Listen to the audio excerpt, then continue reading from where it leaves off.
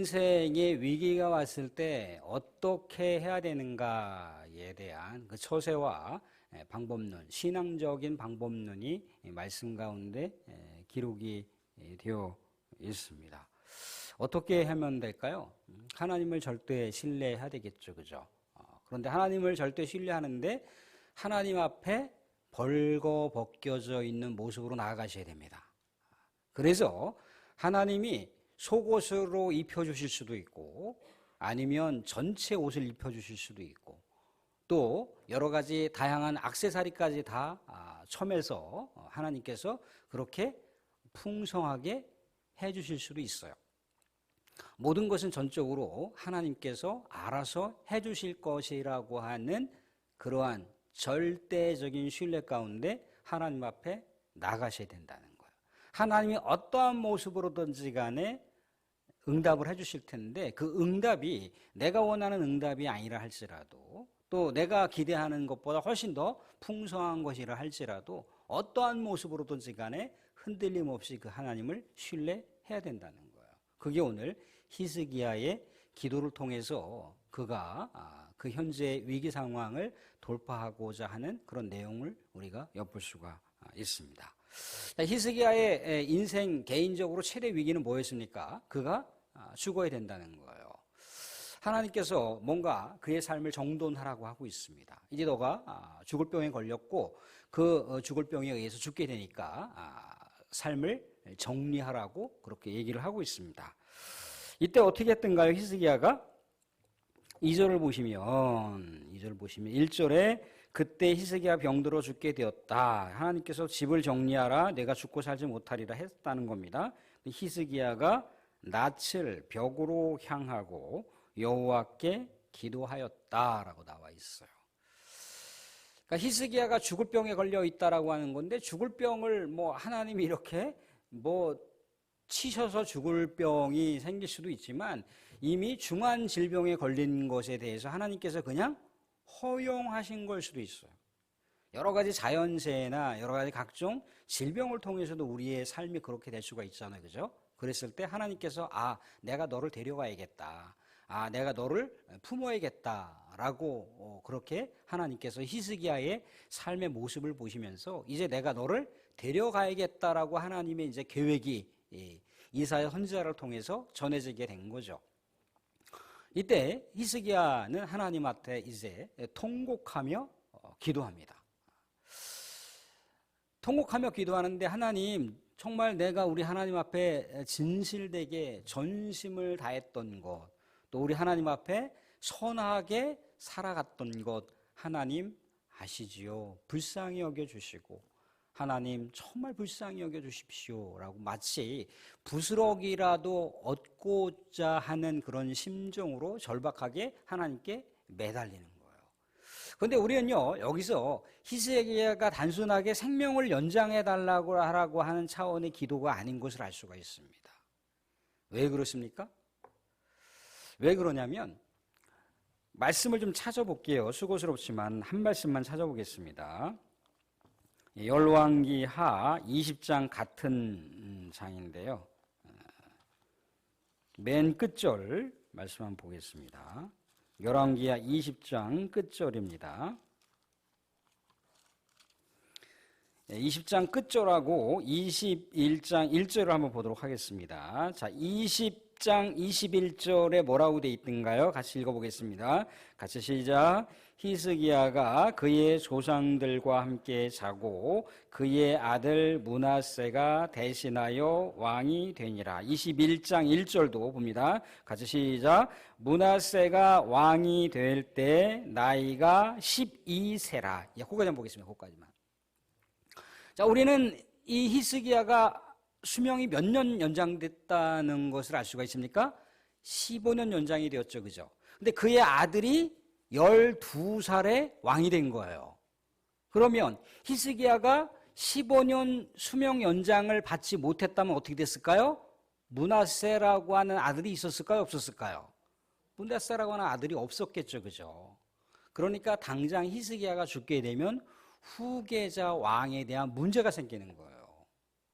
그리고 하나님께서 히스기야에게 너의 생명을 연장시켜 줄게 하시고 어떠한 내용들을 가지고 얘기하시느냐면 말씀 가운데도 등장하고 있는데 6절을 보시면 이렇게 나와 있습니다. 6절 보시면 내가 내 날에 15년을 더할 것이며 내가 너와 이 성을 아수르 왕의 손에서 구원하고. 지금 히스기야가 왕으로 있는 이 남유다가 굉장히 아수르에게 위협을 당하고 있는 상황인 거예요. 후계 구도를 이어갈 왕도 없는 상황, 아들도 없는 상황이란 말이죠. 그죠? 이건 곧 뭘 얘기하는 거냐면 자기 자신의 죽음이 곧 뭘 얘기하는 거냐면 남유다의 운명과 연결되어 있는 거예요. 그러니까 왕으로서 자신을 이어갈, 자신을 상속할, 자신의 왕권을 계승할 아들이 있어야 되는데 아들이 없는 상황이고 잘못했다가는 이거 나라가 무너진 게 생겼다는 거예요.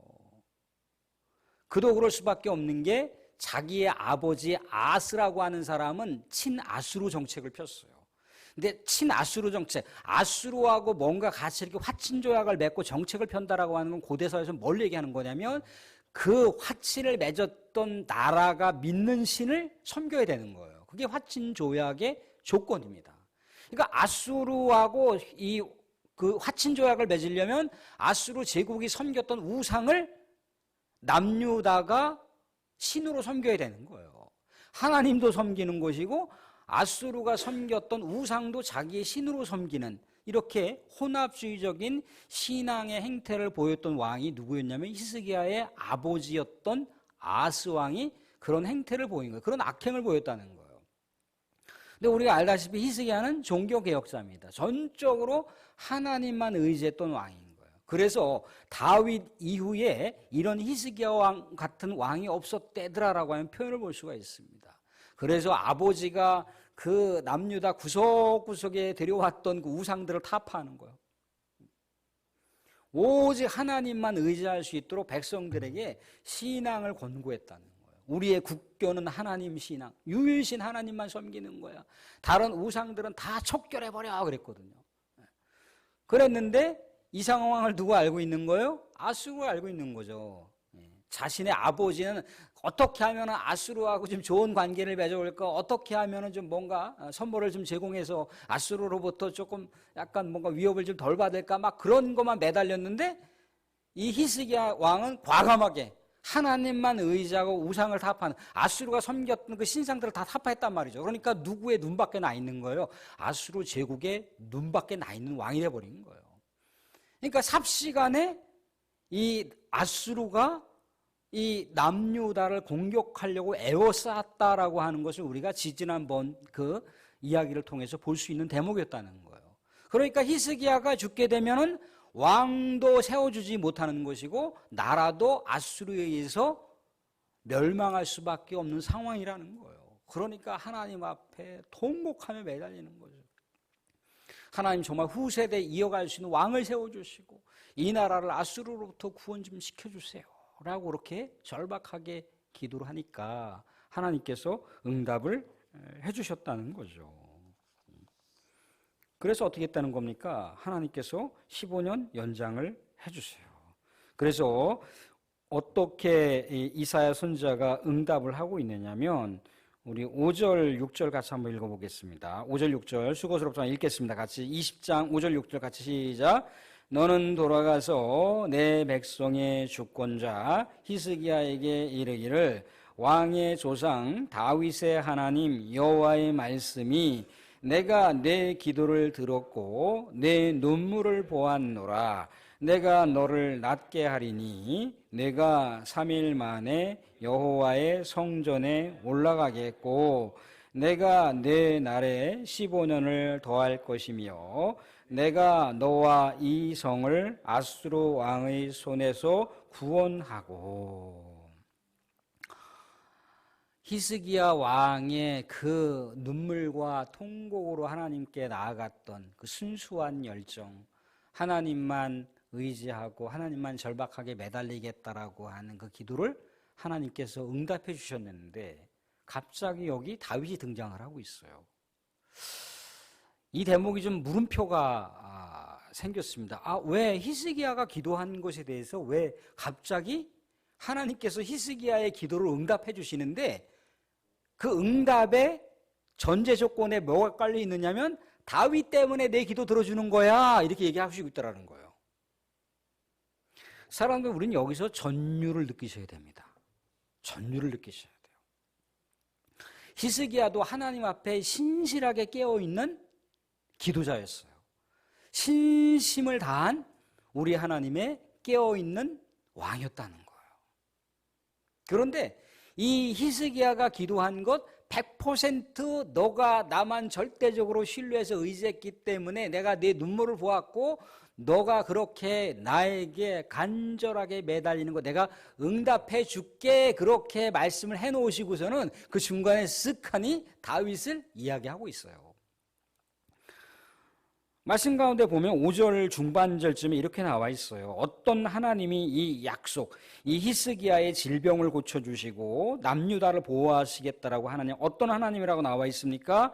왕의 조상 다윗의 하나님 여호와의 말씀이 다윗의 하나님이라고 얘기하고 있어요. 다윗의 하나님. 또 6절 하반절에도 보시게 되면요. 뭐라고 나와 있습니까? 내 종 다윗을 위함으로 이 성을 보호하리라 하셨다 하라 하셨더라.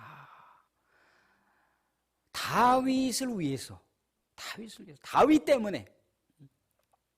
그러니까 히스기야가 하나님 앞에 정말 하나님만 절대적으로 나의 인생의 주님이다라고 고백하면서 기도했던 것, 그거 충분하게 하나님께서 감안하시고 하나님께서 그 눈물로 기도한 거 다 포용하셨는데 하나님께서는 그것보다 더 근원적인 배경과 관계되어 있는 히스기야가 기도한 것에 대해서 응답해 주시는 그 전적인 전제 조건으로 다윗이라고 하는 인물을 꺼내고 있는 거예요. 10계명 중에 제2계명을 보시게 되면 하나님께서는 나 이외에 다른 신을 섬기지 말라고 나와 있어요. 그리고 나를 전적으로 사랑하고 내 계명을 지키는 자에게는 그 은혜를 몇 대까지? 1000대까지 은혜를 베풀리라 라고 하는 내용을 볼 수가 있습니다. 사랑하는 우리는 사랑하는 우리 자녀들 믿음의 상속을 우리가 주어야 되는데 내 사랑하는 자녀들도 이제 우리와 또 다른 개체로서 이제 하나님을 섬기는 그런 대상이 될 수가 있어요. 그러니까 꼭 부모의 모습만 따라가는 건 아니죠, 그죠? 어느 순간인가 이제 자기가 생각할 수 있고 자기가 판단할 수가 있고 자기 나름대로도 신앙을 고백할 수 있는 개인이 돼야 되는 거예요. 그 자녀들이 말이죠.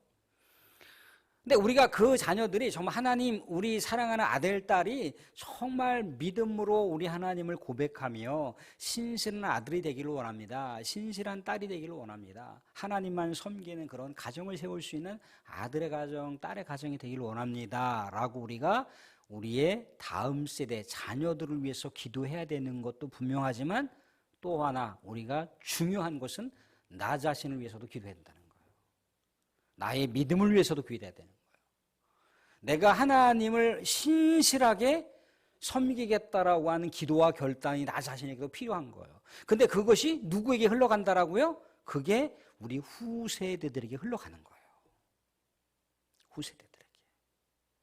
그러니까 결국 내가 우리 하나님한테 신실하게 깨어서 기도하고 하나님만 전적으로 의지하는 그런 믿음의 고백으로 우리 하나님께 나아갔을 때 내 사랑하는 후세대들이 뭔가 하나님을 바라보면서 돌이키고 다시 신앙을 회복하고 다시 하나님을 찾을 때 또 하나님 앞에 그들 스스로 그들 개인에게도 여러 가지 삶의 어려움과 위기가 닥쳤을 때 그들도 기도할 거 아니에요, 그죠? 그러할 때 우리 당대에 기도했던 내용들, 하나님을 신실하게 붙들고 살아갔던 삶의 내용들이 내 사랑하는 후세대들이 하나님을 찾을 때 거기다가 보태진다는 거예요.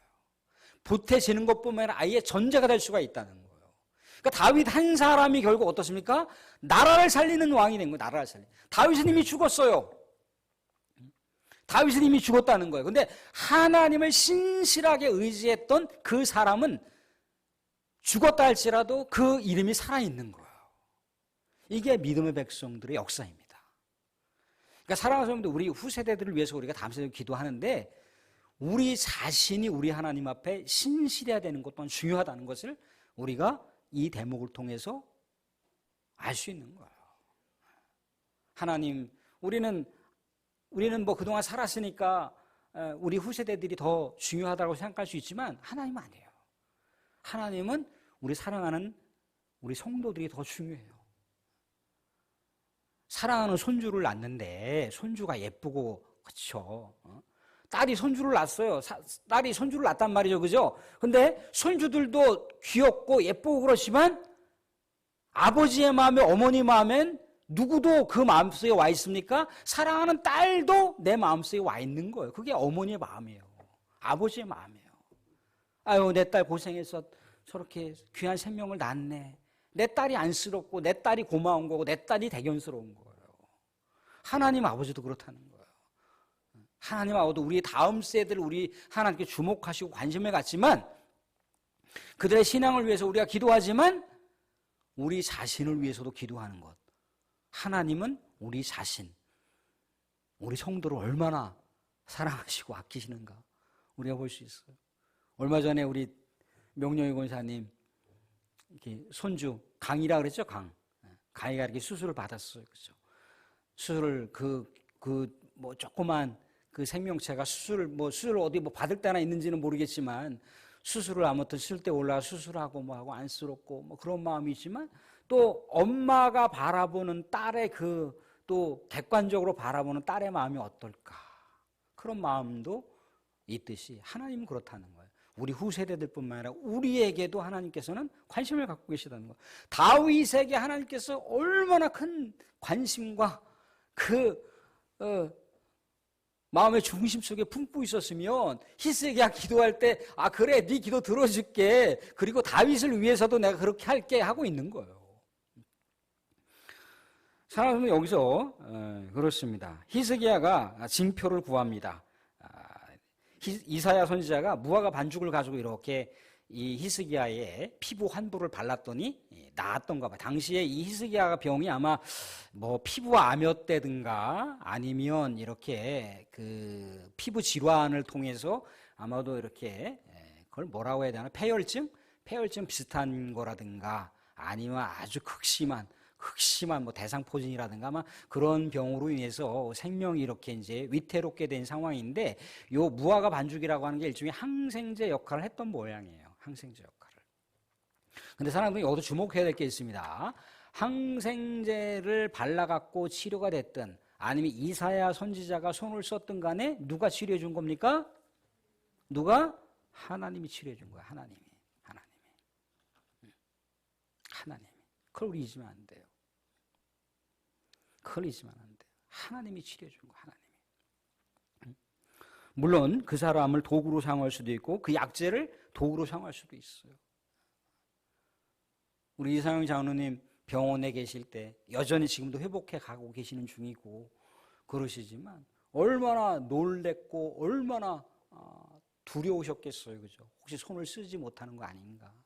신경이 또 혹여라도 다 망가져서 이거 인생의 또 중후반전을 살아가면서 이거 하나님을 또 온전하게 섬기지 못하는 거 아닌가? 또 뭐 우리 교우들 전체가 또 같이 기도하고 또 그랬지만 물론 정말 그 의료진들이 전심을 다해서 치료해주고 또 의학제를 통해서나 또 관심을 갖고 해줬겠지만 또 권사님이 또 여러 가지 남편을 위해서 수고스럽게 간병을 또 했겠지만 하나님의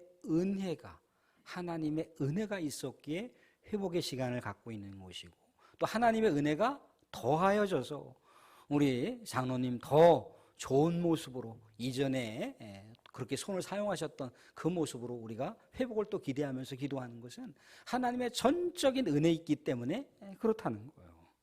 하나님의 전적인 은혜를 통해서 히스기야가 질병이 치료되는 것인데 히스기야가 징표를 구하고 있습니다. 이 징표를 구하는 것은요 두 가지 의미가 있습니다. 하나는 긍정적인 의미가 있고 또 하나는 부정적인 의미가 있어요. 긍정적인 의미는 뭔가요?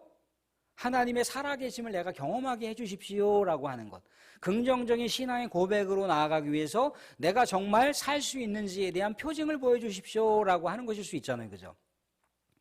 그런데 부정적인 건 뭔가요? 이 표징이 그저 그렇게 자신이 믿을 수 없기 때문에, 의심하기 때문에 표징을 달라고, 징표를 달라고 할 수가 있다는 거예요.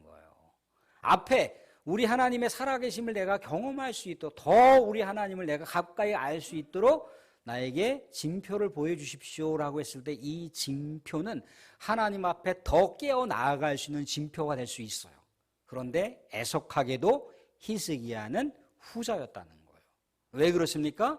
아하스의 시간표, 이 해시계가 이렇게 앞으로 가게 되면 시간이 흘러가는 거예요. 시간이. 우리가 시계가 이렇게 오른쪽으로 흘러가듯이 해시계에 이렇게 딱 그 추가 있는데 햇빛이 쫙 비춰지면은 그 추에서 그 추가 이렇게 그림자를 비추잖아요. 그림자를 앞으로 쭉 비춰주면 시계가 막 오른쪽 막 흘러가는 거예요. 앞으로 쭉 가는 거 흘러가는 거. 그건 너무나 당연한 거죠. 그죠? 시간이 흘러가는 거니까. 근데 뒤로 물러가는 거는 불가능한 거예요. 그러니까 뒤로 물러감을 통해서 자기가 15년 정도 더 살 수 있다라고 하는 그런 징표를 하나님께서 보여주시기를 원하는 것을 간구하고, 이사야가 히스기야가 원했던 그 징표를, 그 표징을 보여주잖아요. 그죠?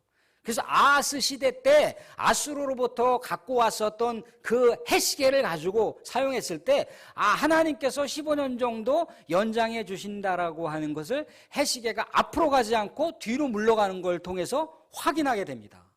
하나님의 전적인 은혜와 하나님의 전적인 은혜에 대한 표징을 의심스러워서 구했는데, 이렇게 놀라운 은혜 가운데 히스기야가 15년 정도 수명이 연장되잖아요. 그죠? 그런데 우리가 읽었던 이 이야기가, 우리가 8장, 18장, 19장 읽었었지 않습니까? 그죠? 그러니까 아수르가 침략하기 전에 히스기야가 질병 걸렸던 거예요. 그러니까 전적으로 하나님만 의지하려고 했잖아요. 그죠? 아수르가 만약에 이스라엘을 정말 촘촘히 에워싸고 총공격하는 상황이 있다 할지라도 누구를 의지했다면, 하나님을 의지했다면 판세가 달라졌겠죠. 그죠? 그런데 히스기야가 회개 기도하는 장면이 바로 이런 거예요.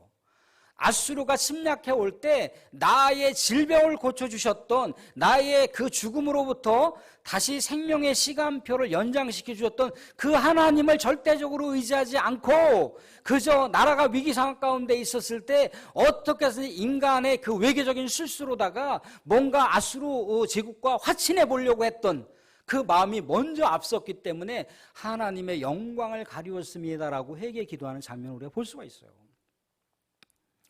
사랑하는 분들, 그렇다는 거예요. 우리는 또 그래서 나중에 다시 회개 기도할 때 하나님께서 아수르 제국을 전쟁을 통해서가 아니라 하나님의 천군 천사가 아수르 18만 5천을 정리해 버리시는 놀라운 은혜로운 사건을 히스기야가 기도를 통해서 얻게 되는 광경을 우리가 이전에 앞선 역사 가운데 살펴봤습니다. 사랑하는 분들, 우리도 그렇다는 거예요. 우리도 신앙이라고 하는 게 늘 언제나 직선으로다가 계속해서 상승기류를 타면 얼마나 좋겠습니까? 그죠? 상승기류를 타다가 쭉 하강곡선을 타. 또 하나님 바라면 또 이제 상승곡선 타고. 그렇게 우리는 인생의 여정길을 살아갑니다.